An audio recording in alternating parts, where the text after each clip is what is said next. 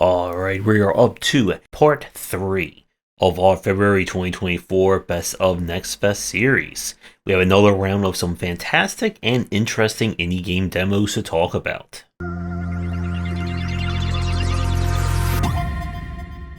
We are starting things off with Demon Loop, and this is a kind of takeoff of Loop Hero with a pinch of deck builder thrown in. Your mission on each map is to use cards to defeat the enemy while going around to the different tiles. The rules in this one are a little bit weird, I think, at first to learn, but each card has a different color to it that corresponds to the tile that you can activate on if your character is on it. Every card also has a movement that allows you to move either back and forth along the loop. In order to trigger an attack, you must have enough inspiration, which is done by using the various cards that will give you inspiration or getting it from buildings, to then activate an attack card when you're on the same tile as an enemy. And then you'll use the dice rolls in order to determine which kind of parts of their health node you can hit in order to do them in. The longer you take on each kind of match, the enemy's cards will become more powerful, and the enemy can also move around further, making it more dangerous. As you play, you unlock more cards. You'll also start to deal with stuff like resources that you'll need to either get from cards or from buildings in order to play other cards as well. This one is a very interesting take. It's a little bit weird to understand at first, like I said, but it's certainly doing something very different as a deck builder. And if you're looking for, I guess, a more board gamey take on the deck building roguelike, then you should at least give this demo a check. We now turn to Tales of Kenzera, Zao. This is a Metroidvania that is rooted in African mythology and lore. We play as the shaman Zao. When his father dies from a disease, he makes a bargain with the African god of death in order to complete a trial to bring his father's soul back. And to do that, we must explore the land, fight demons, monsters, and more, and of course, gain all kinds of Metroidvania power-ups. The key element of the game is that you can switch between the moon and sun masks. These will affect what kind of abilities you have access to at any given time. Moon grants you range attacks, while Sun grants you heavy melee. And as you play through, you unlock additional abilities that are unique to each one that will be used for puzzle solving and moving around. The world itself will of course be full of challenges for you to go after, as well as earning experience, which you can then apply to 2 different skill trees in order to unlock new abilities and features for your masks. From when we played this one, I liked the look and aesthetics of it, but the combat did feel a little bit on the clunky side. There was this noticeable delay after I did like a melee combo before I could actually do anything else, and the game itself didn't really show off anything I think new or different that we haven't already seen from the Metroidvania genre. But this one definitely has some charm to it, especially with its different story and the aesthetics. So if you're looking for a new Metroidvania, built around a kind of mythology that we normally don't see a game based around, then this one is worth a check. We now have a Nightfeed. This is a bullet heaven, where our kind of hook here is that this can be played with up to 4 people online for co-op play. Your mission, as with all these games, is to survive as long as you can against waves of enemies coming at you from every direction. The game features a little bit more control, or a little bit more limitation by the fact that every few minutes, the map will shrink for a brief period of time, almost Battle Royale style, and you must hunker down in a specific area. Each character comes with different abilities, different starting weapons, and of course there's upgrades, unlocks, and more. The demo itself was limited, however, and we could not get multiplayer in this demo. As far as bullet heavens go, on the single player side, it did feel a little too simplistic, especially compared to all the ones we've seen lately, but the multiplayer definitely gives this one an original angle. So if you are looking for a bullet heaven to play with friends, I would check this one out. But if you're looking for a new single-player bullet heaven that's going to give you some new gameplay and original content, then the night here may not be that long enough for you. And now up is Pacific Drive. This is essentially, what if we combine the Dark Souls of car maintenance of a game like Jalopy, but taking place in a mysterious zone like Stalker. And what we have with is a very intriguing combination. We are trapped in a mysterious zone in the Pacific Northwest. In order to get out, we are apparently teaming up with a paranormal object that has taken the form of, well, a station wagon. And it's up to us, our car, and anything else we find along the way to get out one way or the other. The game itself is kind of positioned as a almost like survival driver game. Your car is your livelihood, as it's the only way you're going to be able to get around, outrun the mysterious instability events of the zone, and gather the resources and equipment you need in order to find your way out. Every aspect of your car can be modified, damaged, dinged, destroyed, or repaired as you explore the world. You'll get numerous items and craftables that you'll be able to use to either make your car better or take apart the world around you in order to gather the necessary materials in order to either craft something new or repair something.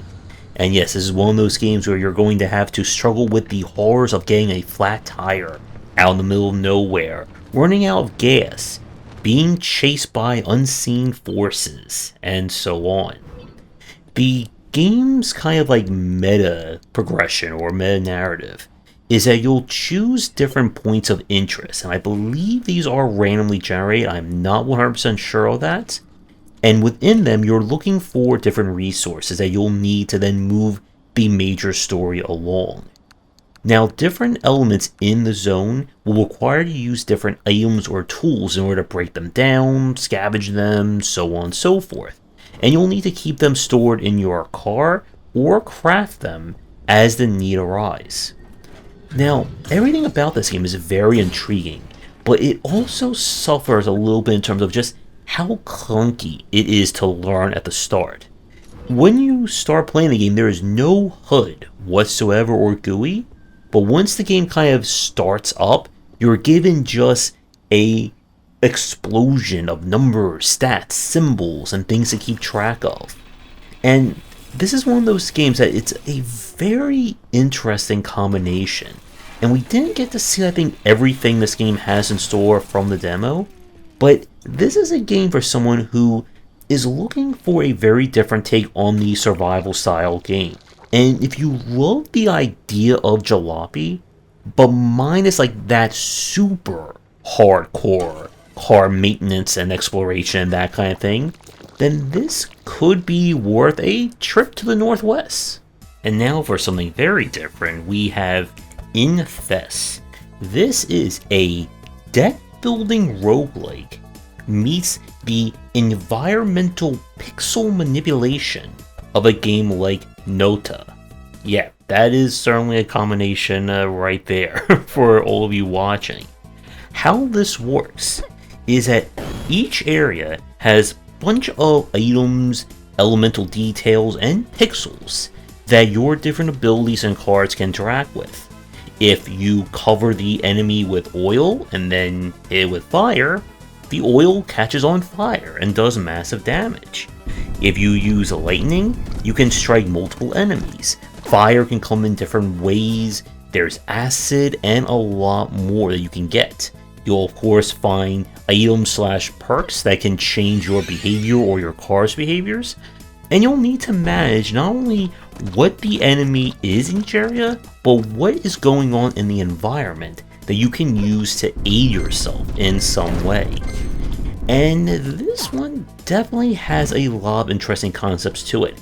The GUI is a little bit on the clunkier side, at least when we're trying to learn it, but the premise here definitely deserves some points for a very original take on deck building and kind of world manipulation. Now, with that said, some of the maps can feel a little bit overdrawn. Like there's like one enemy in a spot that your cards just cannot reach except for one, and then you're just wasting turns waiting for that card or cards to show up. And there were situations where it felt like some of my cards were activating without me actually hitting the button. I don't know if there is like an actual turn limit timer to deal with, but it did feel a little bit clunky like that. So if you're someone who's looking for a deck builder that really lets you think outside the box and do some very interesting things that we haven't seen before, then this is a very solid recommendation. And now we have Awaken Astral Blade. This is a combat-centric Metroidvania, where you play as a character who is a bionic, which means they are not entirely all human, and they've been sent to an area that has been overwhelmed by a strange force that is causing the flora and fauna to mutate, cause trouble, and all that nasty stuff. In order to save the day, we must hack, slash, and double jump our way around. The gameplay here is definitely focused on combat first. You have a light attack, which can then chain into kind of stronger moves based on when you hit the Y button during a combo. You can unlock abilities to parry as well as perfect dodge, and you'll need them to deal with the myriad of small, medium, and large threats that are all around. The game has different upgrades that you'll be able to uncover as well as be able to raise your base stats. Now, there is also the ability to improve and kind of upgrade your weapons, which we did not get a chance to see during the demo. But this one looks like it's going to be very solid, again, coming at this more from a combat point of view. Some of the boss fights can be very nasty, and you are going to have to be doing your very best dodging or getting really good with parrying if you want to have a chance at survival. So if you're looking for a Metroidvania that, again, you're not going to be seeing anything too different from it, but it's still just very well designed and everything feels great to control, then definitely look into the demo and keep an eye out for this one. For the last game of today's part, we turn to Synergy. You are doing city building on a strange alien world that has brutal heat and desert conditions, and you must figure out what everything does and can help you with before your people starve, die of thirst, and of course you have to build homes for everyone as well. The hook and twist of Synergy is that the different things you find in the environment can be interacted with in different ways. You start out with just two, being able to harvest something and just basically tearing it apart and taking everything that's there. If you use different methods of interacting, you'll gain different resources, sometimes preserving the item. So if you completely destroy a bush that gives you healing or food, then you're not going to be able to harvest it when your people are really needing to eat. You'll be able to investigate anything and everything in the environment and learn what it can and can't do for you. There's additional research, and while we didn't get to see it in the demo, the store page does say that you'll be able to send out people to explore different areas.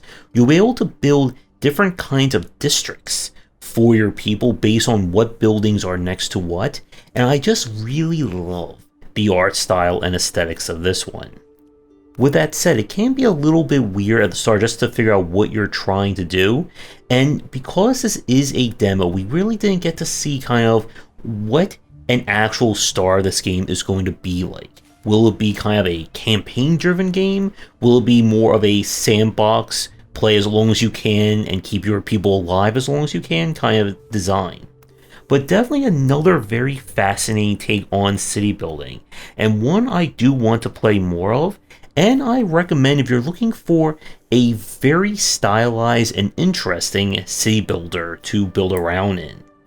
And with that, we are done with day number 3. We are now at the halfway point, but we have plenty more games to get to. So once again, if you want me to play your game at some point in the festival, let me know about. And with that said, everyone, come back for part number 4. That's going to do it for today's video. Thank you so much for watching. Be sure to do the YouTubing stuff people tell you to do. If you're interested in more of my thoughts on design, check out my books wherever they are sold. Visit our Discord and Patreon, and come back 4. Daily discussions on game design here, and on game wisdom, where you some of the art and science of games.